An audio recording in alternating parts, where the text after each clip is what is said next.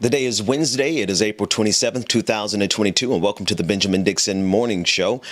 As always, we begin our mornings with Black History. Dr. Carl Mack is out this week as he is preparing Black Heritage Days 5 and 6. We will continue the rest of the show with the rest of the team coming in. Rebecca Azor, DJ Exclusive, Georgia Fort, the entire family. We're happy to be here streaming with you this morning. Let's begin. Hey, Google, what happened today in Black history? On April 27, 1927, Coretta Scott was born in Marion, Alabama. Blessed with a beautiful voice, she had her choice of the Juilliard School in New York, or the New England Conservatory of Boston. In Boston, she met a young pastor, affectionately called M.L. Romance blossomed, and M.L. and C.S. became Mr. and Mrs. Martin Luther King Jr. Coretta led the efforts to make MLK Day a national holiday. Upon her death, Coretta Scott King was the first black person to lie in state at the Georgia State Capitol. Adapted from Black Heritage Day calendar by author, lecturer and civil rights activist Dr. Carl Mack. And again, you can get a copy of Black Heritage Days 4, from which we read every morning. Behind every king, there is a queen, Coretta Scott King, in fact.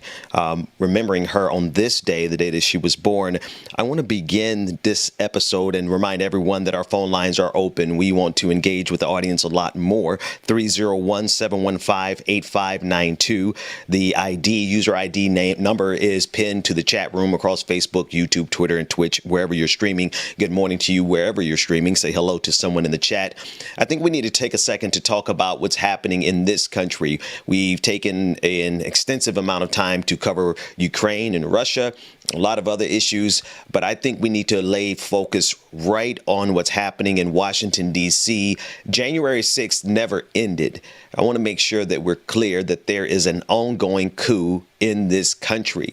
And it is not just a coup against Joe Biden and this particular administration. It is, in fact, a coup against the Constitution itself. We are at the stage of decline in the United States where one of the major parties, the Republican Party, sees the Constitution itself as an impediment to their power, to their political power. And so as we begin to discuss the need to chase these traitors out of the temples, quite honestly, that is the language that we need to carry going forward. We must chase these traitors out of our temples because they have no intention of doing anything other than overturning our rights. And in the backdrop of this, for some, what the Republican Party has done and continues to do is not enough. I want to turn our attention to not only Marjorie Taylor Greene, who represents the faction of the Republican Party that has decided to go all in. There is a civil war happening in the Republican Party. The majority of the Republicans seem to be fully in lockstep with Donald Trump. The Republican Party itself put out a statement saying that what happened on January 6th fell within the acceptable parameters of political speech and debate. I want to pause there before we play any media and help you to understand that we're dealing with a political party that has put out a statement saying that the attempted overthrow of our government on January 6th falls within the realm of acceptable speech. And it's to that end that we have to be mindful of characters like Marjorie Taylor Greene and Kevin McCarthy, quite frankly, the House Minority Leader, who knew full well that Donald Trump was responsible for January 6th and needed to be held accountable for it.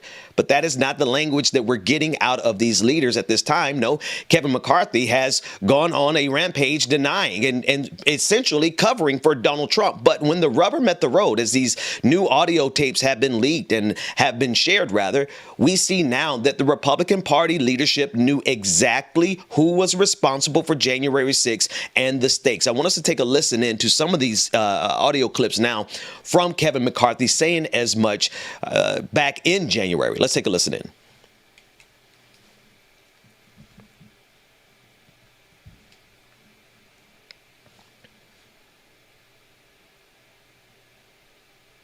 Details of Republican leader Kevin McCarthy's conversations in the days after January 6th were reported by Jonathan Martin and Alexander Burns of the New York Times in their upcoming book, This Will Not Pass.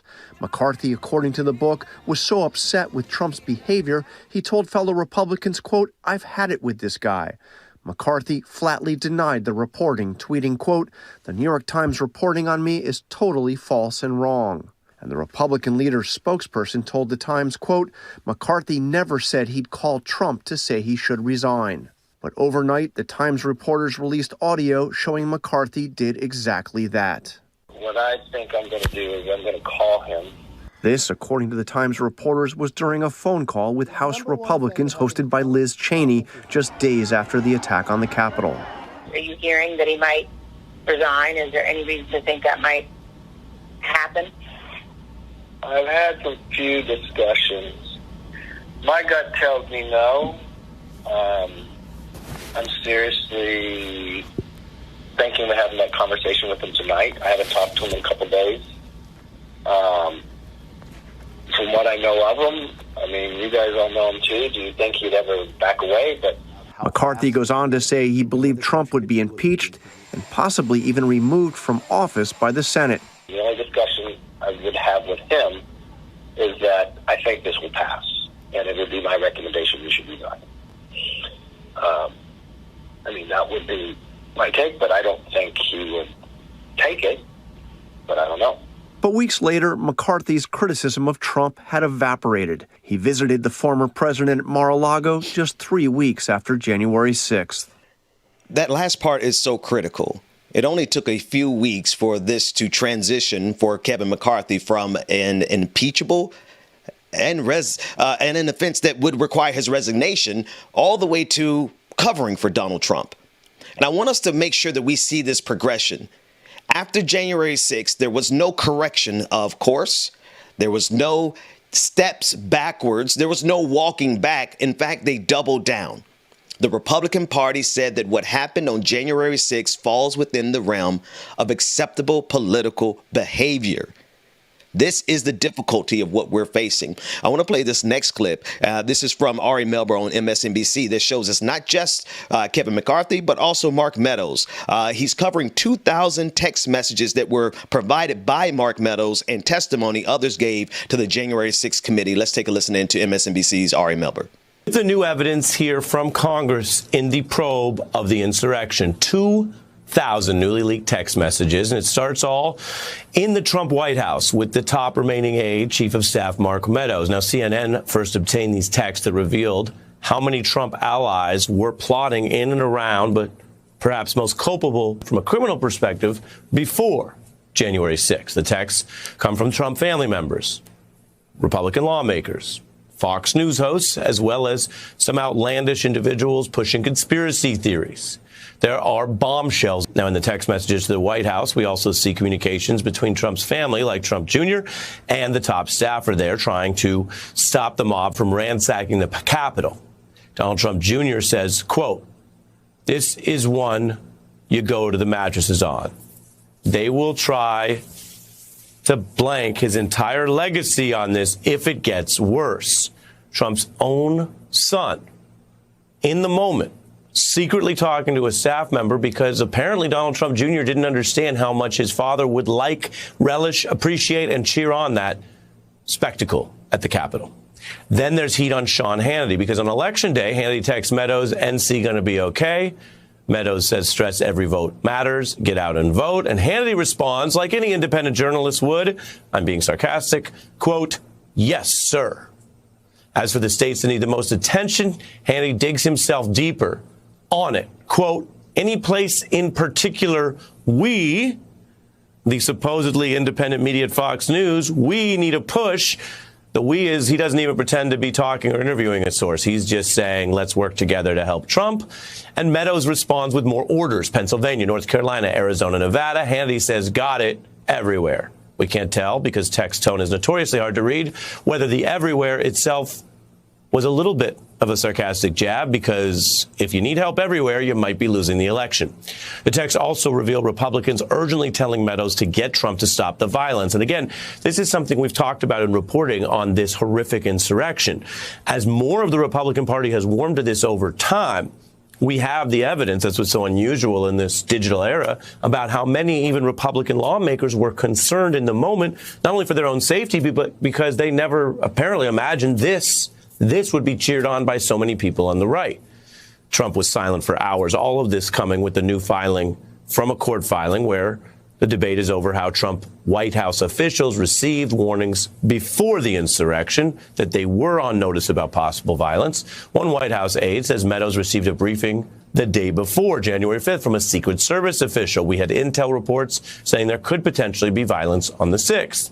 As for the fraudulent electors plan, same testimony says Trump was warned. The committee said to this staffer, to be clear, did you hear the White House counsel's office say this plan to have alternate electors meet and cast votes for Trump in states that he had lost was not legally sound?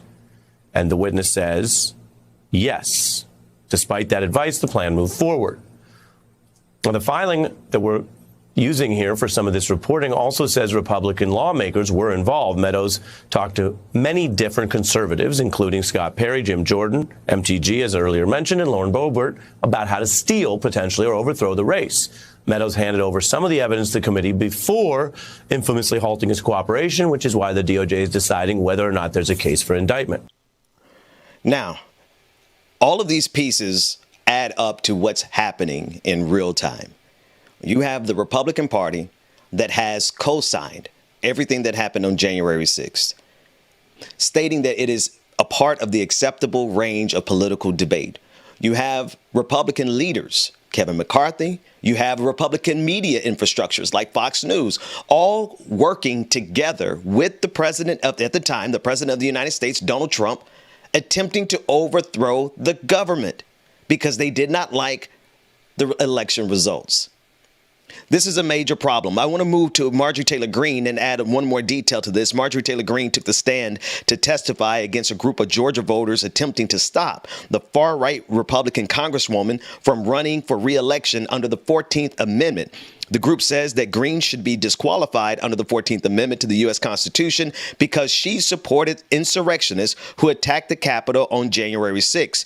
The 14th Amendment was passed by Congress in 1866, a year after the end of the Civil War, and ratified in 1868. It says, no person shall be a senator or representative in Congress or elector of president and vice president or hold any office, civil or military, under the United States or any other state, or any state rather, who having previously taken an oath to support the Constitution of the United States shall have engaged in insurrection or rebellion against the same or given aid or comfort to the enemies thereof. There is no question that this is exactly what took place on January 6th. And there's no question that actors like Marjorie Taylor Greene helped facilitate it. The only question that remains is whether or not there's going to be any accountability. I want us to take a listen into this clip as an analyst tells us what it would take to remove someone like Marjorie Taylor Greene using the 14th Amendment. That said, an awful lot still has to happen before she's actually disqualified. The judge who heard the case on Friday first has to find that she engaged in insurrection or rebellion. That's a very high bar. If he makes that finding, it goes over to the Georgia Secretary of State, Brad Raffensperger. We'll see whether he agrees. If he agrees, then Representative Greene gets to appeal it to the Georgia state courts, the trial court, the appeals court, the Georgia Supreme Court. And at the same time, Marjorie Taylor Greene can appeal this in the federal appellate courts and argue that the states don't have the right to disqualify her from running for federal office. So as bad as her testimony was, there still are many, many things that have to go against her to actually see her disqualified. The challengers have to prove that she engaged in or gave comfort to insurrection and rebellion, and just saying outrageous things, saying inflammatory things, that may well not be enough to constitute insurrection or rebellion. That's the question that's going to be before the various judges that I just laid out. And that's the question at hand. Will there be any accountability? Is there a bar? Is there a bar that can be met by the white supremacists in this country that would trigger some accountability? This is really where we are. And I think the emphasis has to be here for amendment. I know we like to give a diversity of topics, and I don't particularly like to stay in American politics. I'd like to keep a focus on international issues. But it's very difficult to keep an eye on international issues when domestically we are being threatened from within. There is no existential threat outside of the United States. The threat is from within, and it resides with people like Marjorie Taylor Greene, Matt Gaetz, Donald Trump, -45, and all of his cabal who are more interested in maintaining power than facilitating a peaceful transfer of power. This is all about Donald Trump's ego and the people who want power. And so they are attaching themselves to Donald Trump. And that means that they're willing to get on the stand like Marjorie Taylor Greene. They mentioned her testimony. Here's Marjorie Taylor Greene as she makes it very clear that not only is she a part of this, but she's a Neanderthal. Listen to her testimony as she tries to make her way through this. Congresswoman Marjorie Taylor Greene confronted by her own words about the January 6th insurrection. The Georgia Republican took the stand for a hearing that could end up disqualifying her from running again. In a 3-hour testimony under oath, Greene faced questions about her rhetoric and actions before the attack on the Capitol.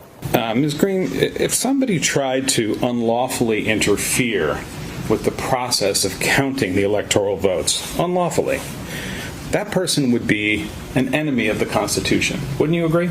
Interrupting Congress, like when the Democrats interrupted Congress and had a sit-in on the House floor and stopped Congress. Congresswoman Marjorie Taylor Greene went to the top of the White House, Chief of Staff Meadows, and said, quote, "In our private chat with only members, several are saying the only way to save our republic is for Trump to call for martial law. I wanted you to tell him." Taylor Greene also called on Meadows to have Trump declare martial law during the insurrection on the 6th.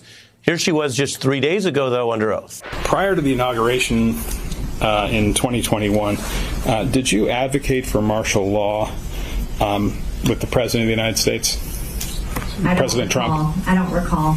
In those meetings, you discussed with him your advocacy for the idea that there should be martial law declared in the United States. No, I don't recall ever discussing that. Well, are you saying it didn't happen, or are you saying you don't recall one way or the other? I don't recall ever discussing that. When did you first become aware that there were going to be large demonstrations in D.C.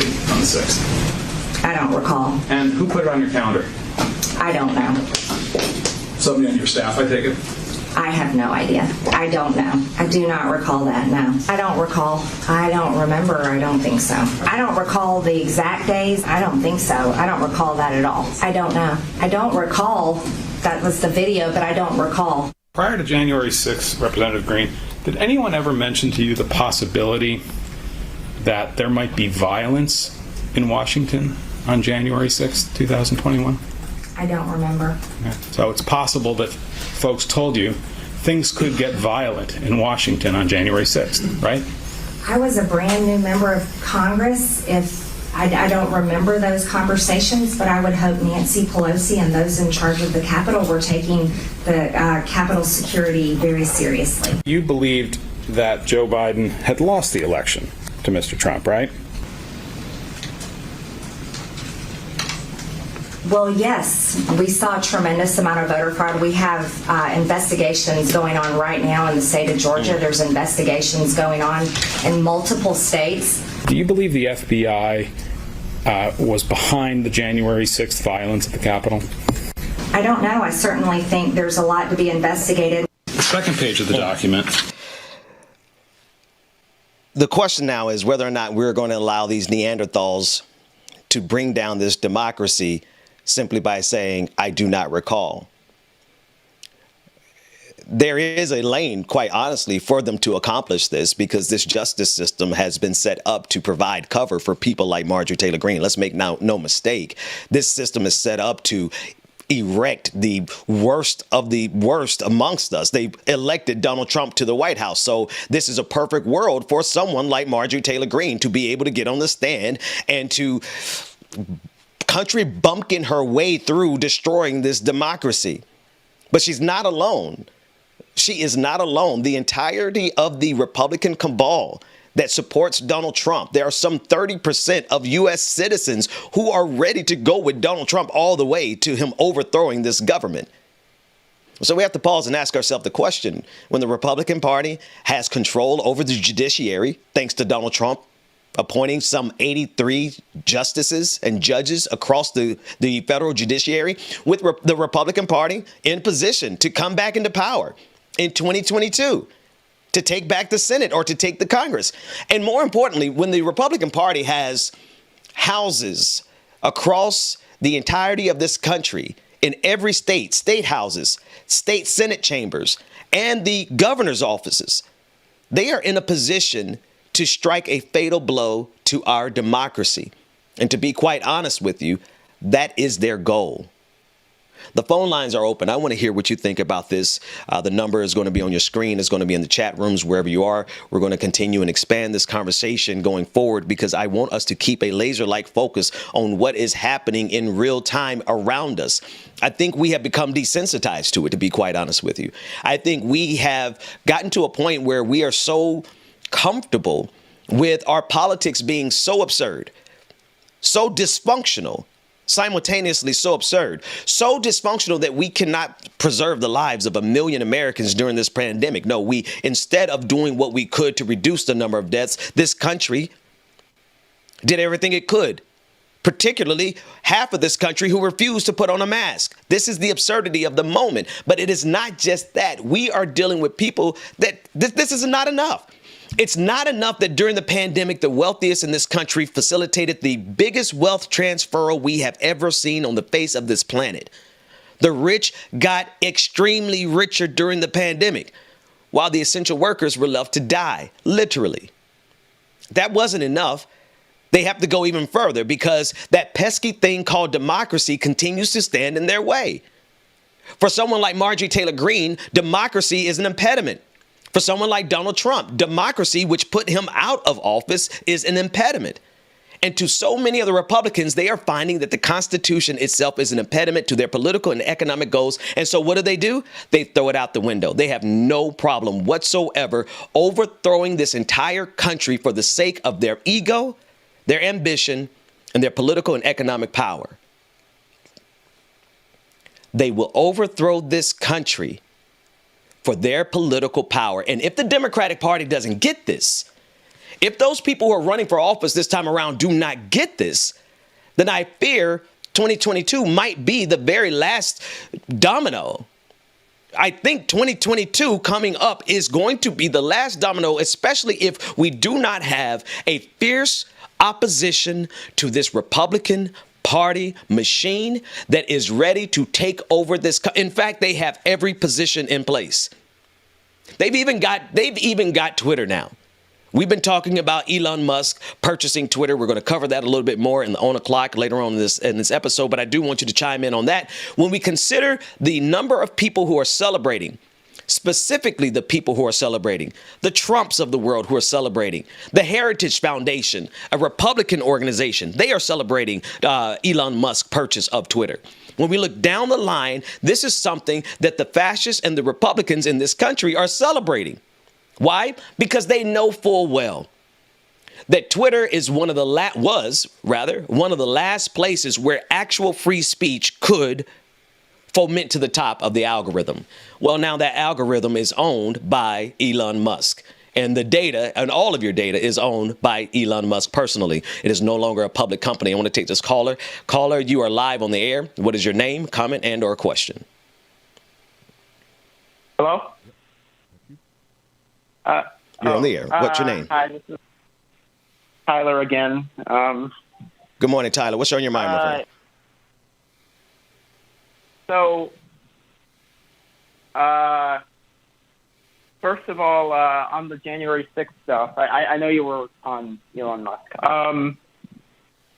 I don't truly feel like anyone's ever going to be held accountable, or at least the ringleaders and those that started it, or initiated the attack on our democracy. I think there's still going to be like prosecutions of the people that